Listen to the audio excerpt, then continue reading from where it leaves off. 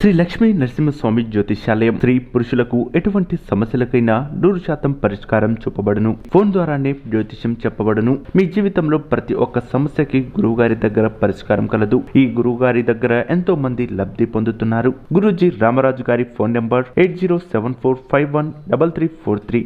Welcome to my channel. Mahashivaratri రోజు ఆడవారు ఎట్టి పరిస్థితుల్లో కూడా ఈ రెండు తప్పులు చేయకండి. చేస్తే మహాపాపం. మీరు ఎంత పుణ్యం సంపాదించినా ఈ రెండు తప్పులు చేయటం వల్ల మహాపాపాన్ని మీరు మూట కట్టుకున్నట్టే. ఆడవారు మహాశివరాత్రి రోజున ఏ తప్పులు చేయకూడదు అని తెలుసుకునే ముందు ఈ వీడియోని తప్పకుండా లైక్ చేయండి. అలాగే ఛానల్ని సబ్స్క్రైబ్ చేసుకొని పక్కనే ఉన్న గంట సింబల్పై ఆల్ అప్డేట్స్ అని క్లిక్ చేయండి. హిందూ మతంలో ముఖ్యంగా తెలుగువారు అత్యంత భక్తి శ్రద్ధలతో చేసుకునే పండుగ మహాశివరాత్రి. శివుడంటే బోలా శంకరుడు. భక్తుల కోరికలను మహాశివుడు ఆడంబరాలకు దూరం చేసి మారేడు పత్రాలు సమర్పించి పూజ చేస్తే పరమశివుడు పరవశించిపోతాడు. శివతత్వం మహా అద్భుతం. ముందు రోజు మాస శివరాత్రిగా జరుపుకుంటూ ఉంటారు.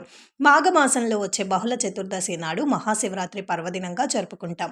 అదేవిధంగా ఈ సంవత్సరం మార్చి 8వ తేదీ శుక్రవారం రోజున మహాశివరాత్రి పండుగని జరుపుకుంటూ ఉన్నాం. లింగోద్భావం జరిగిన రోజు ఎంతో ప్రత్యేకమైనదిగా పురాణాలు చెబుతున్నాయి.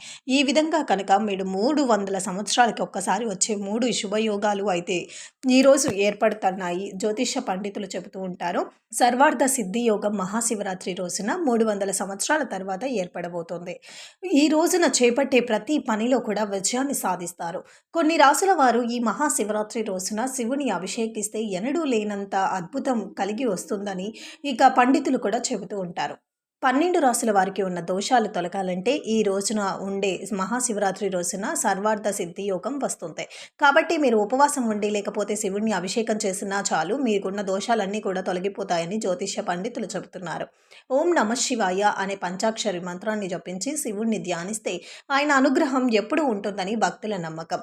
శివుడికి సోమవారం అత్యంత ప్రీతిపాత్రమైన రోజుగా చెబుతూ ఉంటారు. మహాశివుణ్ణి ప్రసన్నం చేసుకోవటానికి, ఆయన అనుగ్రహాన్ని పొందటానికి మహాశివరాత్రి రోజు ఉపవాసం ఉండటం చాలా మంచిది. మహాశివరాత్రి రోజున భక్తులు ఉపవాసం ఉండటం ఆనవాయితీగా ఈ సందర్భంగా కొందరు అనుకోని తప్పులు కూడా చేస్తూ ఉంటారు.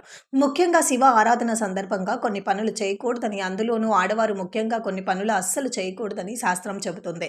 శివాలయానికి వెళ్ళిన తరువాత శివలింగానికి అభిషేకం నిర్వహించాలి. ఉపవాసం ఉండే వాళ్ళు రాత్రి నక్షత్ర దర్శనం తర్వాత మొత్తం అంటే పూజ చేసి రాత్రికి భోజనం చేయడానికి కోరిన కోరికలు నెరవేరుతాయని పెద్దలు చెబుతుంటారు. కొంతమంది మధ్యలో పాలు పండ్లు లాంటివి తీసుకోవచ్చు. ఉపవాసం ఉన్నప్పుడు కొన్ని నియమాలను గుర్తుంచుకోవాలి. శివుడికి పాలతో అభిషేకం చేసేటప్పుడు రాగి కలశాన్ని ఎట్టి పరిస్థితుల్లో కూడా ఉపయోగించకూడదని పెద్దలు చెబుతూ ఉంటారు. రాగి పాత్రలో పాలు పోయటం వల్ల అవి విషతులవుతాయని స్టీలు గిన్నె లేదా మట్టి పాత్రల్లో ఉపయోగించాలి. శివాలయంలో శంఖంతో ఆవు పాలను తీసుకుని ఆ శంఖంతోనే శివునికి అభిషేకం చేస్తూ ఉంటారు. ముఖ్యంగా గుళ్ళల్లో పండితులతో నమ్మకం. చమక్ 11 సార్లు పారాయణం చేస్తే దాన్ని రుద్రం అంటారో, అలా చేసిన వాళ్ళకి పునర్జన్మ ఉండదని చెబుతూ ఉంటారు. శివుడికి పూజ సందర్భంగా పాలు, పెరుగు, తేనె, చక్కెర లాంటి పంచామృత అభిషేకాలు తర్వాత నీళ్ళల్లో ఖచ్చితంగా నీళ్లతో అభిషేకం చెయ్యాలి. అనంతరం విభూతితో అలంకరణ చేసి తిలకం దిద్దాక ఆ సింధూరాన్ని ఎట్టి పరిస్థితుల్లో కూడా శివలింగాన్ని వాడకూడదు. శివలింగాన్ని గుడిలో పూర్తి ప్రదక్షిణతో చేయరాదు. ప్రదర్శన చేసిన పాన పడటం నుంచి తిరిగి వెనక్కి వెళ్ళి ప్రదక్షిణలను చేయాలని పెద్దలు చెబుతూ ఉంటారు. పూర్వం శివుడిని విగ్రహ రూపంలోనే పూజించేవారు.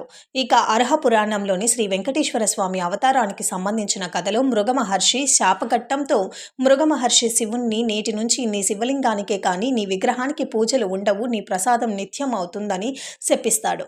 ఇక అంటే అంతకుముందు విగ్రహానికి పూజలు ఉండవన్నమాట. ఇక శివలింగానికి శివుని ప్రతిరూపంగా భావించి పూజించే ఆచారం మాత్రం ప్రాచీనమైనది.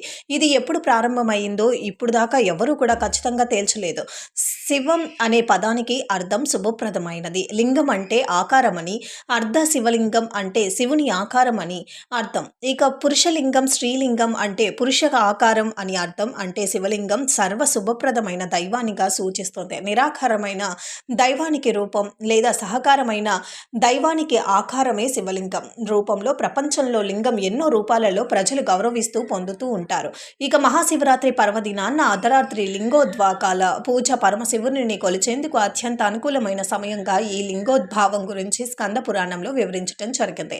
మహాప్రళయం తర్వాత సృష్టి స్థితి కారకులైన బ్రహ్మ విష్ణు మధ్య ఎవరో గొప్ప తెలుసుకోవాలని పోటీ వచ్చి అది సంగ్రామానికి దారితీసింది. ఒకరిపై ఒకరు భీకార అస్త్రాలను ప్రయోగించుకునే వేళ మరో ప్రళయాన్ని వివరించేందుకు రంగంలోకి దిగి ఆది అంత్యులు లేని మహాగ్ని స్తూపం రూపంలో అవతరించి దర్శనమిచ్చాడు. ఇది జరిగింది మాకు బహుళ చతుర్దశి నాడు. ఇక అర్ధరాత్రి ఇదే లింగోర్చన కాలం మొదలను తెలుసుకునేందుకు విష్ణు వరాహ రూపంలో ముగింపును చేసేందుకు బ్రహ్మ హంస రూపంలో వెళ్ళి తమ లక్ష్యాలను చేరుకోలేక తిరిగి వచ్చి సూర్యుడిని శరణు కోరగా తన నిజ రూపంతో వారికి దర్శనమిచ్చి వారిలో నెలకొన్న అహంకారానికి రూపుమాపాడు శివుడు. తొలిసారిగా లింగాల రూపంలో దర్శనమిచ్చి సమయం కాబట్టి లింగోద్భావ కాలం అత్యంత ప్రాముఖ్యమైనదిగా సంతరించుకుంది. అందుకే రాత్రి 11 గంటలకు వేళ మొదలయ్యే లింగోద్భవ పూజలను భక్తులు అత్యంత భక్తి శ్రద్ధలతో నిర్వహించే పరమేశ్వరుని కృపకే పాత్రులవుతూ ఉంటారు. మహాశివరాత్రి రోజున ముఖ్యంగా ఆడవారు కొన్ని పనులు చేయకూడదని శాస్త్రం చెబుతోంది. ఉదయం నిద్రలేచి ఆడవారు ఆ రోజు పూజలు తెలపటం కానీ ఇల్లు శుభ్రం చేయటం కానీ ఎట్టి పరిస్థితుల్లో చేయకూడదు. ముందు రోజే అంతా కూడా శుభ్రం చేసుకోవాలి. మహాశివరాత్రి రోజున ఆడవారు మాసిన బట్టలను ఉతకకూడదు. అదేవిధంగా ఈ రోజున ఎక్కువగా ఓం నమ శివాయ అనే పంచాక్షరి మంత్రాన్ని పింఛాన్ని ఉపవాసం ఉంటే దైవానికి దగ్గరగా ఉండటం, శివునికి దగ్గరగా ఉంటూ ఓం నమ శివాయ అనే పంచాక్షరి మంత్రాన్ని జపించాలి. ఈ రోజు ఇంట్లో ఎట్టి పరిస్థితుల్లో కూడా మాంసాహారం వండకూడదు, అలాగే తినకూడదు. అదేవిధంగా ఇంట్లో మగవారికి ఆడవారే చెప్పాలి. గోళ్ళు కత్తిరించుకోకూడదు, షేవింగ్ అలాగే కట్టింగ్స్ లాంటివి కూడా చేయించుకోకూడదు. పిల్లలు అలాగే ఆడవారు చెప్పాలి. ఇక పిల్లల విషయంలో కూడా ఈ తప్పులు చేయకూడదు. ముఖ్యంగా ఈ రోజున బ్రహ్మచర్యాన్ని తప్పనిసరిగా పాటించాలి. వీలైతే ఉపవాసం ఉండి జాగరణ చేస్తే మీకు నా ఆర్థిక సమస్యలు అన్నీ కూడా అప్పుల బాధలు అన్నీ కూడా తొలగిపోతాయి.